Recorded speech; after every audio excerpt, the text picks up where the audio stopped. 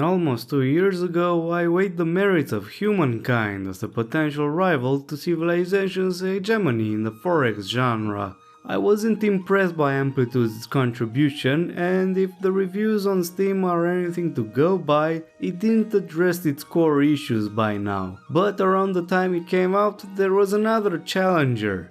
You've already read the title of this video, what were you expecting, a twist? Old World promised its own share of intriguing features that caught my eye. Its lead designer is Soren Johnson, a former long-standing member of Firaxis. He was one of the designers for Civ 3 and the lead designer of Civ 4, which is about as good as it gets for a pedigree in this genre. The game was promised as a mixture of classical civilization with the Crusader King style dynasty mechanics, so there was no way I would miss this one out. It came out in 2021 but was an Epic Store exclusive for 1 year. You didn't hear me talking about it then for one simple reason. After being on the wrong end of finding out that platform is one of the least secure I've ever had the chance to spend on the internet in my past 20 years, I wasn't too hot on that. So I waited for the Steam release, and now I finally got the chance to see how it holds up. The first thing that should be noted about Old World is that it covers only the ancient and classical eras instead of the entire history of humanity. It's an interesting choice because the board game that inspired Sid Meier to create the first Civilization game was based solely on this historical era. In Old World's case, sticking to that makes a lot of sense since the Dynasty's mechanic would have looked stupid on a game spanning thousands of years, but more on that later. Additionally, it helps immersion significantly to play on a facsimile of the Mediterranean coast and Asia Minor map instead of the entire globe. More precisely, how the geography, cities and improvements mix give a sense of a well-proportioned map. Older Civilization games nailed down the feeling of being part of a massive planet with how they handle things, but 5 and 6 went down a road that made things seem excessively crowded. I know it sounds weird to the point of nitpicking, but one of the enjoyments I draw from a 4X game is feeling as if the map is a vast place with countless opportunities for me. What's the point of pretending you're building an empire across a continent if, in practice, it looks like some fledgling nations are scraping off what seems to be like small stretches of a land? The game setup options are incredibly varied, but the default map script does an excellent job generating a Mediterranean-looking map. They have a healthy variety of land, sea, mountains and islands, making for pretty diverse maps. Playing on them is a familiar affair if you've played Civilization before, with none of the crazy verticality elements humankind had, but it does take some liberties of its own as well. When you prepare to plunk down a city, you'll see that there are specifically designated areas where you can do so. These urban sites tend to be well positioned for accessing resources regardless of which tile you choose, so in that sense, there's not much to worry about beyond what you want within your borders right away. It even has the cool feature of not requiring the city on the coastline when building naval ships. As long as your city's borders are on the coast tile, you're free to make them. Another cool feature is that trade routes between cities are established automatically on the sea and river. Road spamming is one of the most tedious aspects of Civ, and this change does a world of good. Each tile of road is built in one turn as well. I'm so pleased I'm not the only road hater out there. Besides, rivers and seas have been huge trade arteries since time immemorial, so it also checks that side of the argument. Where you build your next city isn't the only important decision you have to make. You have to choose which of your nation's families get to control it. You see, each nation not only has unique abilities or units, but also 4 different dynastic families. Each family falls into an archetype with bonuses, preferences and specific character profiles that they're most likely to produce. You have families that provide bonuses to particular improvements, others give you access to a particular luxury resource, and some offer better yields to specific resources or improvements. Overall, this mechanic is interesting in providing you with opportunities to make meaningful decisions.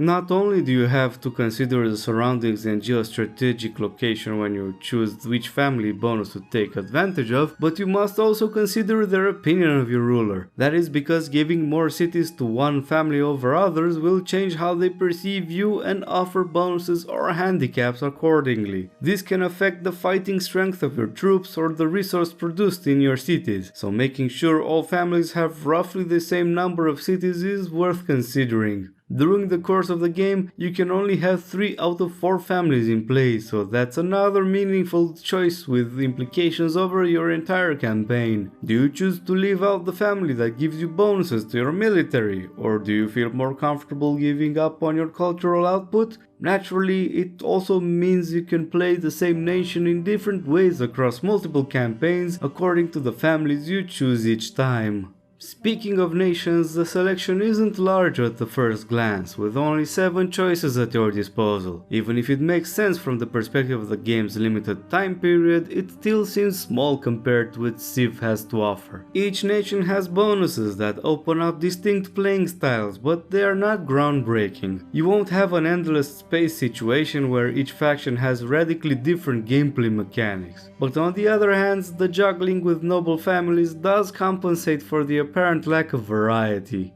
Going back to taking care of your cities, there's one self-evident thing. Old World has a lot of information to offer. Each city's output is presented clearly, and hovering your mouse brings up many valuable and detailed tooltips for many aspects of the economy. Considering what I said earlier about Soren Johnson being lead designer, it reminds me a lot of how Civ 4 did things, which doesn't surprise me. What sets it apart is that now the system is made a fair share more complex than before.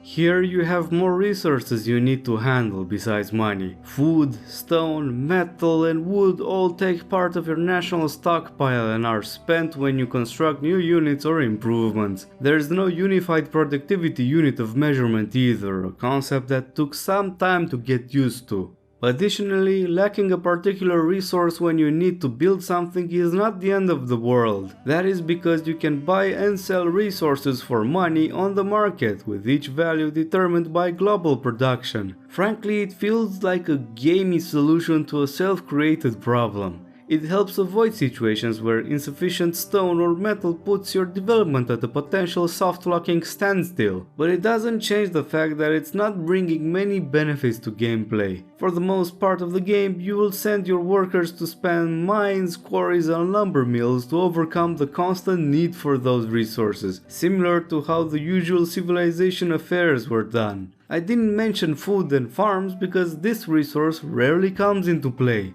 You spend food when you build workers and settlers early in the game, and then only as part of the military's and population's upkeep. Once I was forced to create a few more farms because my army was too large, but that speaks more about my ability than the game's use of the resource. It's an odd difference to have to Civilization, a game where food production is the number one thing you need to take care of since it's directly tied to the growth of your cities. Here, city growth is, in fact, its own separate resource altogether. I don't mind complex systems, but this is an example of overcomplicating things that work well. Food should keep its role in the growth of your population instead of being one more resource to an already long list of things to look out for.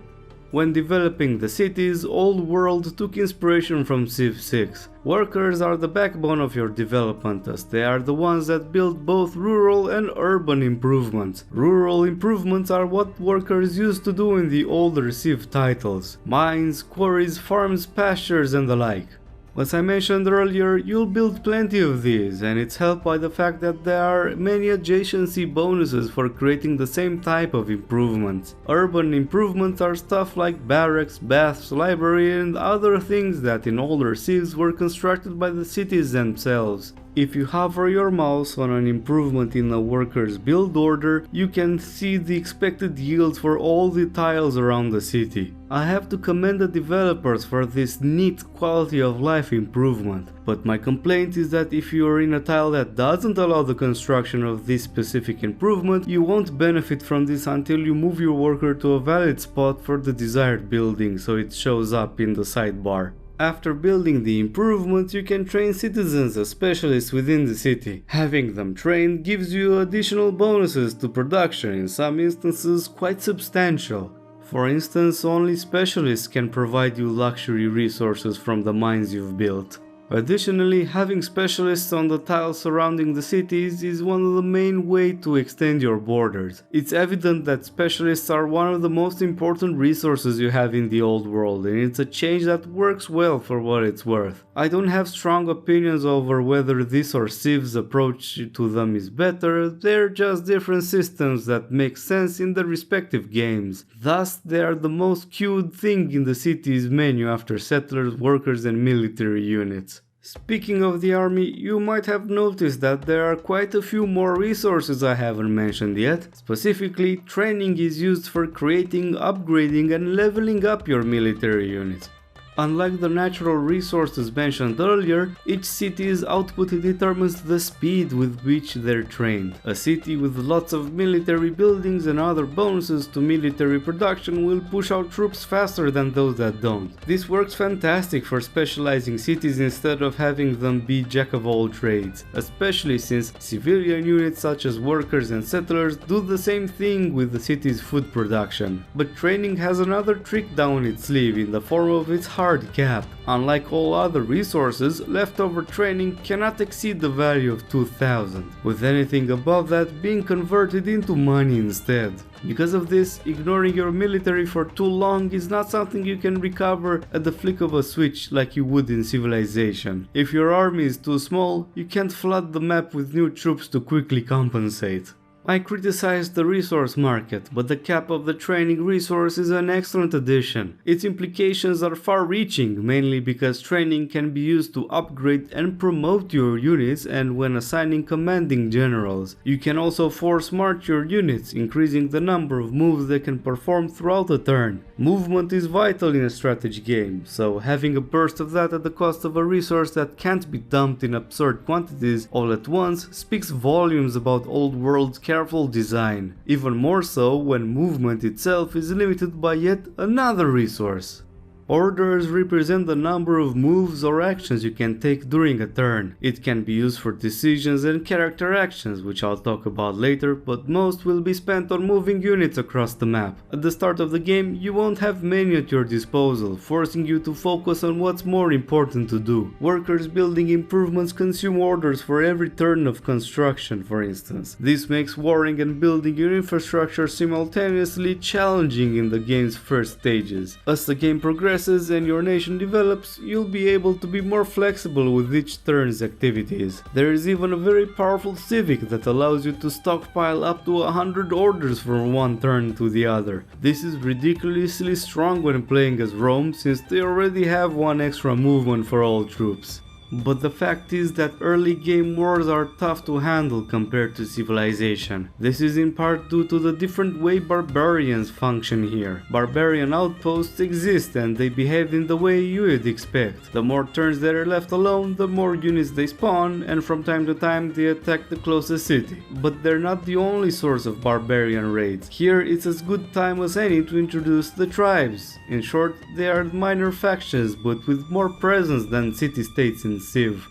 They have more than one settlement for one, but diplomatic interactions with them align more with what you do with other major nations. This includes having war declared against you and being invaded by their troops. But even during peace times, from time to time, their settlements can generate barbarian raids just like regular barbarian outposts do. Situations where barbarian raids and tribal war declarations happen simultaneously are not unusual and offer a formidable challenge early on. This happens with regular AI settings. I don't want to imagine how bloodthirsty they become when you use more aggressive options. Battles occur in the same way as you expect, with the same bonuses and penalties depending on terrain types. The main thing to note is that Old World adopted the 1 unit per tile rule and did away with the old stacks of Doom. The main complaint I have concerns the readability of the UI. It's not always apparent what kind of terrain a unit occupies at a specific time, so it's challenging to know the buffs and penalties to their defense at a glance. The same goes for rivers that sometimes get obstructed by the details of tiles with hills and forests around them. Since rivers also provide improved movement speed for units, this issue creates the problem of not knowing how exposed your units are when you finish your turn. I can put it down to not playing long enough, but for a game that relies on presenting itself in a way very similar to Civilization for the sake of familiarity, it sure does things different in unexpected ways sometimes. Since I touched on diplomacy, I think it's as good time as any to mention the whole character system. I know I jump from one thing to another, but you're used to it anyway. The first instinct is to note Crusader Kings as a base of comparison, mainly because Paradox's model is the most well developed, but Old World is so toned down in contrast that it makes mentioning the two together seem as almost cliché. The first distinction is that you're not actually controlling a character. Whoever is the leader of the nation will be the character you are. My best example was when my king died, leaving a very young heir behind. I accepted to let his aunt take the regency. She was my character during her rule. To make matters even more interesting, shortly into the young king's reign, his insane cousin assassinated him and his infant son. Thus, the conspiring cousin took power and became the character I played as. God bless this series of events because I feared there was no infanticide to be found. But in all seriousness, such machinations do not occur that often. That's mainly because the only real family trees are those on the list of direct heirs. Anyone outside of that in your family simply vanishes in thin air. The same goes for the members of the ruling families, who are generated only as far as necessary, like having a head of a family, governorship candidates, leaders of religious cults, or marriage prospects for your own heirs. It creates the impression of a barren environment, but at the same time it fits the intended purpose. After all, Old World isn't an ability simulator, but a 4X first and foremost. The characters are only a detail and not the main focus. The relationships you forge with other characters extend to foreign rulers, naturally. They primarily act as modifier of how likely they are to declare war on your nation. There's not much to say about it since the system is not intricate. Unfortunately, the same goes for interactions with any character within your kingdom. In part is because most relationship defining actions are taken part as the events. They do a generally decent job of spicing up the game but suffer from a lack of variety. It's unfair to compare to Crusader Kings, but at the same time, that game did not repeat the same events over and over like in Old World. The good part is that the last DLC addressed a part of the issue by focusing on events, but the bad part is that it came out almost 2 years after the initial game's release and is far from fixing the problem. After all, my complaint is after playing with it installed. God knows how much more apparent it was in the initial release. Another facet of the game that looks like a missed opportunity is religion. Each nation can start its own pagan cult by building shrines with different bonuses, but the 4 religions present have each of their own set of requirements before they can be adopted. These requirements differ from each religion and in some cases they depend on the existence of other faiths. For instance, Christianity requires you to have a large city with Judaism as the majority faith among its citizens, or Manichaeism needs Zoroastrianism and Christianity to be widespread before it can be created. Things like this follow the logic of how they came up to exist in real history. But from a gameplay perspective, they tend to pigeonhole you into a repetitive process. They do offer unique bonuses in the form of their particular wonders, and at the same time you can get new theologies with the help of disciples for added benefits, but it feels undercooked and not very flexible. In the inevitable comparison with Civ 4, Soren Johnson clearly did a much better job now. After all, in that game religions were all functionally identical and were all founded by researching their corresponding technologies. But after seeing the great things achieved in Civ 5's Gods and Kings, where religions could be tailored to each game's needs to a considerable degree, it's relatively apparent that Old World's religion system falls short. It leads to somewhat boring gameplay since there's almost no choice to be made alongside the way. You'll primarily deal with whether to allow the spread of other religions and decide if you care about their opinion of you.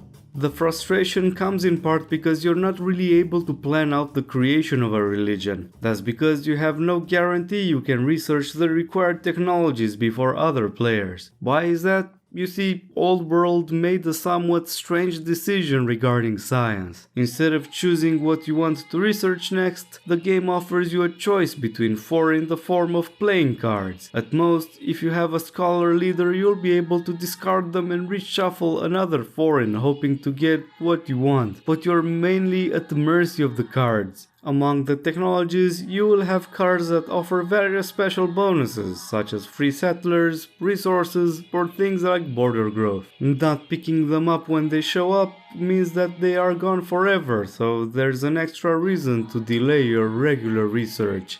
I see this mechanic as an attempt to avoid the trappings of classic Civilization gameplay where players beeline to the most optimal technologies in the same order, but I don't think it was warranted. There, just like in Old World for that matter, each game has different circumstances. The geography of each map can severely alter the priorities of a player's development, so it's not like there's an optimal path through the tech tree. So in the end, the mechanic addresses a problem that isn't there, and for the attractive change it brings through its randomness, it's a frustrating thing to have in a strategy game. The frustration extends to how the tech tree impacts the mid to late game. It's a complicated thing to get right, so much so that not all Civilization games do. The most egregious example was the initial release of Civ 5, a game that suffered from a very intense case of nexturnitis in the mid to late game. Old World is similar, with significant stretches of the game being inconsequential and few choices for the players are presented. It happens in part because by that stage, tribes are eradicated by you and other players, but the fact remains that the tech tree doesn't bring significant changes to how the game is played. Granted, the historic time span covered is small, but it influences the impact of each newly researched tech.